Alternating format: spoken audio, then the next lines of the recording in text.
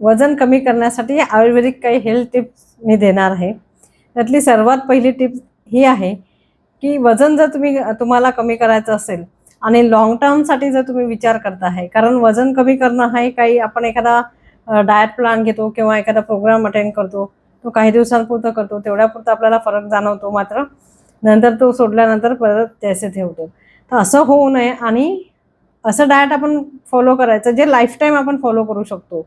तर असे काही बदल आपल्याला आपल्या जीवनशैलीमध्ये करायचे आहेत, जेणेकरून जे आपण लॉंग टर्मपर्यंत फॉलो करू आणि त्याचे जे फायदे आहेत ते आपल्याला नेहमीसाठी फक्त वजन कमी करण्यासाठीच नाही तर निरोगी राहण्यासाठी सुद्धा कामात येतील।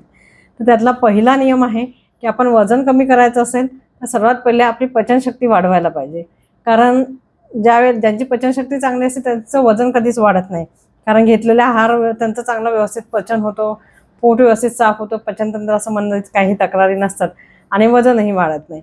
ज्यांचा अग्नी मंद असतो, ज्यांचा घेतलेला आहार व्यवस्थित पचत नाही, अशा लोकांमध्येच चरबी वाढणे म्हणजे मेदधातू वाढतो आणि त्यामुळे वजन वाढत असते। म्हणून पहिले पचनशक्ती वाढवायला पाहिजे। त्यासाठी करायचं काय आहे, एक तर एक्सरसाइज करणं कंपल्सरी आहे, तुम्ही कुठल्याही प्रकारची एक्सरसाइज करा, मात्र सगळ्यात पहिला आयुर्वेदाचा नियम आहे तो आपल्याला फॉलो करणं गरजेचं आहे, तो म्हणजे कळकळीत भूक लागल्याशिवाय आहार घ्यायचा नाही। ज्यावेळेला आपल्याला खूप भूक लागेल त्यावेळेस आपण आहार घ्यायचा, म्हणजे जेणेकरून तो आहार व्यवस्थित पचन होईल आणि त्यापासून आमाची निर्मिती किंवा आपला अग्निमंद होणार नाही आणि फॅटची निर्मिती होणार नाही, फॅट डिपॉझिशन त्यामुळे होणार नाही। आणि आपला अग्नी जर चांगला कळकळीत असेल तर आपल्या शरीरामध्ये जे अतिरिक्त मेद असतं ना त्याचं सुद्धा पचन होतं आणि म्हणून वजन कमी होण्यासही मदत होत असते।